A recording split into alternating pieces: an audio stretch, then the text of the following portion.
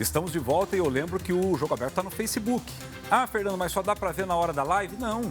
Terminou o programa, você pode compartilhar a minha conversa com o Dr. Marcos Cabreira no grupo de WhatsApp da família, né, doutor Cabreira? Sem e assistir o programa nenhuma. mais tarde, sem problema nenhum. Sem dúvida nenhuma. Aliás, o seu programa, ele comumente, depende do assunto, a gente começa a divulgar pelo Facebook, até e as pessoas começam a assistir, começam a comentar, porque é um programa que dá tempo de você estar elaborando as ideias, né? É verdade. Então, isso é um diferencial. Vocês estão de parabéns. Como a mídia, como a informação é importante para todo mundo, né? E a importância também, doutor Cabreira, da família, porque tem muita gente assistindo que já percebeu aqueles primeiros sinais. Minha mãe está esquecendo, meu pai já deu sinais. E aí, o papel da família? Então, a família é extremamente importante porque ela é a primeira que vai perceber isso.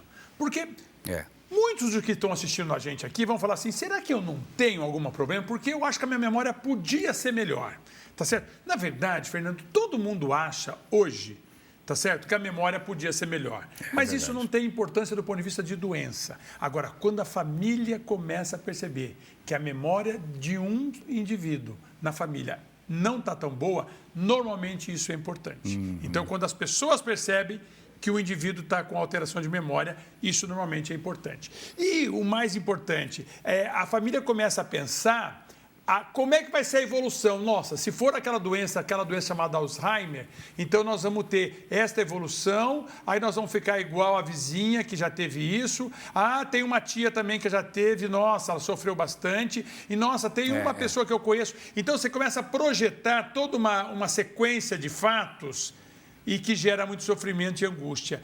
Isso não adianta, não adianta. Isso é um desserviço que se faz. Eu acho que é importante a gente ter uma ideia, a gente conhecer e a gente entender o seguinte, neste momento, o que é que eu tenho que fazer? Tá certo? Por quê? Porque hoje nós sabemos que a gente consegue intervir nessa evolução para que essa evolução dure mais tempo e que o indivíduo passe esses próximos 10, 15, 20 anos sem ter uma vida roubada pela doença. Exato.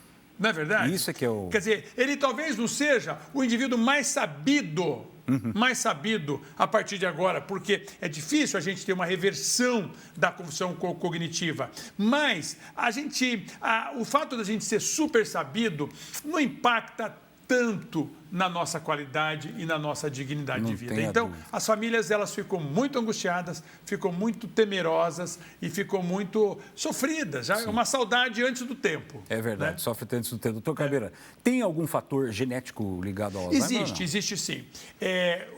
Existe uma doença que é muito rara, que é o Alzheimer genético, tá certo? Isso é muito raro. Acontece em gente muito jovem que não tem fator de risco nenhum e que quase todos da família têm. Não é esse o que está no seu dia a dia. Agora, existem famílias onde o Alzheimer é mais frequente. Então, se você tem hoje, na sua família, no seu núcleo mais fechado, que são pais, irmãos e filhos, tá certo? A presença da doença de Alzheimer em mais do que um indivíduo, por exemplo, aquele indivíduo que tem 6 irmãos, 2 deles já tiveram Alzheimer. Esse indivíduo tem um risco maior de desenvolver Alzheimer. Mas eu posso dizer para você que este risco é maior, mas não é maior do que o indivíduo que está no sofá e não faz exercício nenhum. Porque o sedentarismo é um fator de risco. Porque nós temos os fatores de risco modificáveis e os não modificáveis. Os não modificáveis é história familiar. Isso é um fator de risco. Não tem o que fazer. O genético, sexo. As mulheres têm mais do que os homens. Não me pergunte por quê, porque a ciência não sabe ainda responder essa pergunta. E a diferença é muito grande? É grande. É em torno de quase que 6-4, né? De 60%. Entre 10 indivíduos, 6 mulheres e 4 homens. Tá certo? E a idade, né? Quanto mais anos a gente vive, né? Mais a chance a gente ter as doenças relacionadas à idade. E o Alzheimer é uma doença relacionada à idade. Então, esses são os fatores não modificáveis. Agora, tem os fatores modificáveis, que nós já falamos, o exercício, a estimulação cognitiva, o tratamento da depressão. Sabe uma coisa interessante também, Fernando? Déficit auditivo.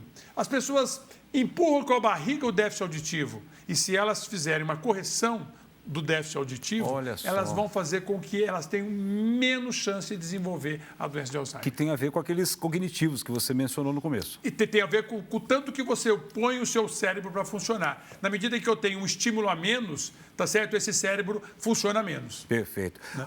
Cabreira, além do tema Alzheimer, que é recorrente aqui, quais outras questões que estão preocupando vocês, especialistas, principalmente quando o assunto é idoso? Outras doenças, demências, etc. Olha, você veja que todas as doenças que geram incapacidade, todas que deram algum tipo de incapacidade, elas geram um transtorno que vai além do sofrimento do indivíduo, que passa para a família e que passa para a sociedade. Então, do mesmo jeito, a doença de Parkinson, que gera uma alteração da motricidade, a insuficiência cardíaca. A gente sabe hoje que o indivíduo com o coração um pouco mais fraco é o indivíduo que tem dificuldade para fazer coisas básicas. Exatamente. Como ir à festa do neto, como fazer compra no supermercado. Então, a insuficiência cardíaca também é um roubador, é um ladrão de qualidade de vida. Tá certo? É um ladrão de qualidade de vida. E nós temos hoje na geriatria o conceito de fragilidade, que é um indivíduo com pouco músculo, com pouco peso, com pouco movimento. Este indivíduo também tem a sua dignidade, a sua qualidade de vida roubada por conta dessas situações. Então, são situações que nos preocupam muito. Por quê? Porque hoje nós vamos passar muito tempo da nossa vida sendo velhos. Né? Ganhamos esse presente da ciência, né? O presente da ciência de estender a vida. Estamos estendendo a vida. Nós estamos vivendo hoje quase 80, depois nós vamos chegar a quase 90 e estamos estendendo. Sim. E nós estamos estendendo, mas será que nós estamos garantindo qualidade a esses anos que nós estamos estendendo? Né? Então, a nossa preocupação na geriatria passa muito por isso. Né? Se a gente está garantindo essa qualidade para esses anos que a gente com muita gratidão, né? A gente recebe esses anos a mais da ciência, de Deus, mas nós somos os responsáveis por isso. E interessante que eu fiz uma entrevista com o Dr. Cabreira, praticamente em plena pandemia, né, Cabreira? E a gente dizia, quando que nós iríamos imaginar que coisas tão importantes, assim, tão comuns, tão cotidianas, como ir ao supermercado, por exemplo, ia virar terapia no futuro. Quer dizer, hoje para um idoso que fica em casa, aquele sofrimento todo, para ele ir no mercado, ir no baile da terceira idade, como você disse no aniversário do neto, para isso é um programa espetacular. Fernando, olha, isso que você colocou é fundamental, porque os estudos já mostravam isso, que a sociabilidade, a interação das pessoas, isso impacta na doença. Com a pandemia, isso ficou muito nítido, ficou cristalino. Tem muitos estudos mostrando o seguinte, que o indivíduo que tem isolamento social, ele tem problemas de saúde maiores até que o cigarro. Você imagina alguma coisa que seja maior do que cigarro? Sim, a solidão é maior do que cigarro. E não é uma solidão de morar sozinho. Nós estamos falando de uma solidão de pouca interação. Exato. Tem solidão de gente que mora com um monte de gente, mas tem pouca interação.